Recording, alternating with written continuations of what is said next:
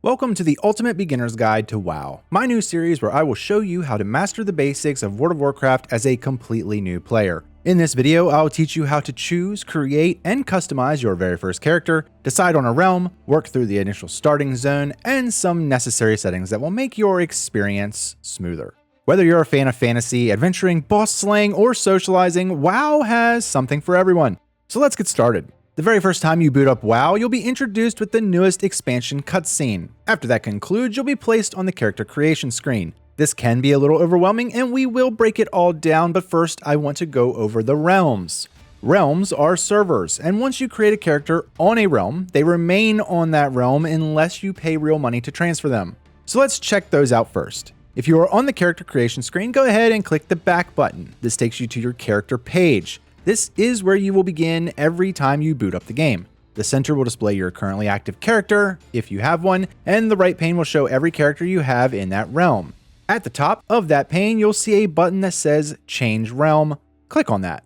On the realm selection page, you'll notice multiple rows and a few columns, which we will cover. But first, what are realms? In the simplest terms, it's the servers that host the game. It's honestly much more complicated than that, but you don't need to know it. What you do need to know is that you can only play with other players that are on that realm. The game doesn't show this, but some realms are clustered together. Clustered realms means that you can play with other players from a different realm as long as it is a part of your cluster. I'll leave a link to the website that shows all clustered realms down in the description if you'd like to check it out. So back on the realm selection page, the far right column, population. This gives you an idea of how active and busy that realm is. You'll see these different labels: new players, low, medium, high, or full.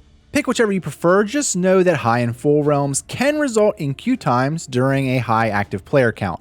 As a new player, if you aren't joining a friend's realm, you should consider joining a new player's realm to ensure that you're starting the game with other fresh players. I do want to note here that these realms don't restrict players, so you can and will still find players on these new player realms that are very experienced. However, it will be primarily new players. Next is the characters column.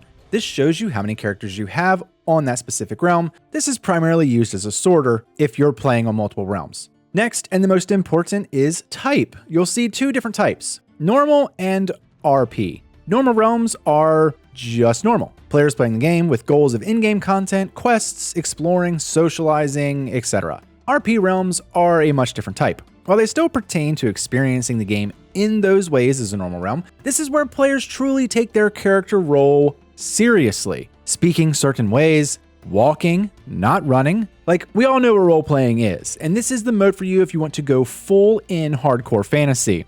The realm name column shows each realm. If you have a specific one that you want to join, scroll down and choose. If you have a friend and know their realm, click the top to sort alphabetically, and then scroll down to find it. If you want to join my server, I play on Staghelm, so feel free to join. Remember, you can see what servers are clustered with that link down below. All right, so now we have selected a realm, let's dive into the character creator. The screen is split into two sections. The left is the Alliance and the right is the Horde. Faction choice used to matter, but there is no longer a divide and you can play with characters from the opposite faction. If you want more info on the factions and the faction wars, check out some YouTube videos or the WoW wiki.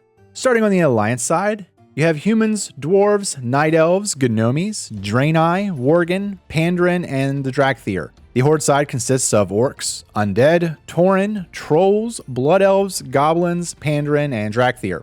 The Drakthir will be locked unless you have the Dragonflight expansion. The inside characters on each side are locked until you complete certain in-game quest chains, so they are unavailable when starting out. Each race has its own racial perks and set of classes that it can be. Some racial abilities really synergize with certain classes, but let's keep this simple just for starting out. Choose whichever race you want to play as, and then check the classes that are available. Let's go through the roles and their classes. There are three main roles in WoW: tanks, healers, and DPS. Tanks and healers are the most sought after roles and are a high demand. DPS are everywhere and much less sought after unless you're a meta class or a warlock. Tanks are designed to hold the enemy mobs in place and to be the focus of their attacks. Healers are designed to keep everyone alive, and DPS are designed to deal big damage.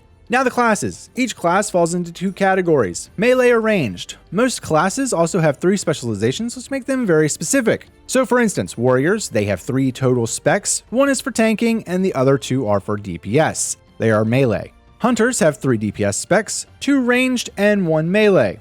Mages have 3 DPS specs and are all ranged. Rogues have 3 DPS specs, which are all melee. Priests have 2 healing specs and 1 DPS spec, all ranged. Warlocks have 3 DPS specs, all ranged. Paladins have 3 specs, 1 tank, 1 healer, and 1 DPS, and are all melee. Druids have 4 specs. They have 1 tank and 1 melee DPS, 1 ranged DPS, and 1 ranged healing. Shamans have 3 specs, 1 healing that's ranged, 1 ranged DPS, and 1 melee DPS. Monks have 3 specs, 1 tank, 1 DPS, 1 healing, and they are all melee. Demon Hunters have 2 specs, 1 tank, and 1 DPS, which are both melee. Death Knights have 3 specs, 1 tank, and 2 DPS, all melee. Evokers have 3 specs, 1 healing, 1 support, and 1 DPS, all ranged. Evoker's support class is a one-of-a-kind and was introduced with Dragonflight. Its main focus is to buff all other players while also dealing some moderate damage. Overall, just don't do too much overthinking here, as you aren't locked to that specific character. Even if you reach max level and then decide that the class just isn't doing it for you, achievements, mounts, and cosmetics are all account-wide, so you don't lose anything by starting another character. A lot of WoW players rotate through many characters at max level. I personally play 3 different characters at endgame. After you choose your race and class, go ahead and customize your appearance and give them a name. Once that's done, press the next button. You'll be presented with 2 options for your starting zone. One option is Exile's Reach, and the other option is race-specific. As a brand new player, Exile's Reach is the absolute best option to use here. While the race-specific option is phenomenal for lore and immersion, Exile's Reach is phenomenal as a tutorial. I do suggest going back and experiencing the starter zones once you're more comfortable with the game. So now let's dive into the Exile's Reach. You'll start off on a ship, and it will slowly go over the basics of the game. I do want to mention a couple keybind changes that should be done here because they are strictly about how you move throughout the game.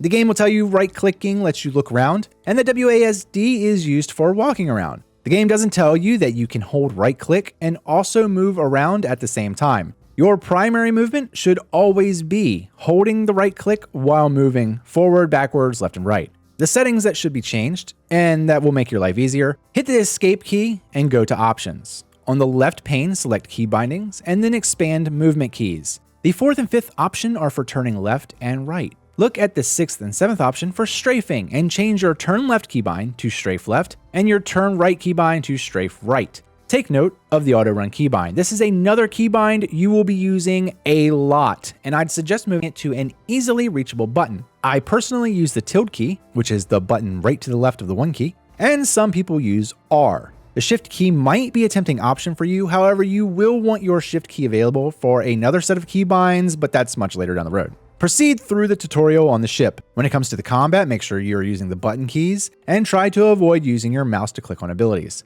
Unless your motor skills or have a handicap that restricts your finger movements, you should really get used to using your fingers hitting buttons. WoW is a massive game, and as you level up, you will continue to obtain new abilities. Having to click on abilities while trying to move your character around is just not ideal. While you can make it work, and I'm sure someone that clicks will defend that, the ability to react to something is a complete night and day difference and ultimately results in less death. A lot of players will click through the early levels, then once in the endgame realize the advantages of using keybinds and have a very rough transition period of relearning and developing muscle memory. So proceed through the rest of the ship tutorial and make it to Exile's Reach. Once on Exile's Reach, you'll obtain a few quests and it will have you in some combat situations. After a few battles with the lovely Murlocs, go ahead and open up those settings again.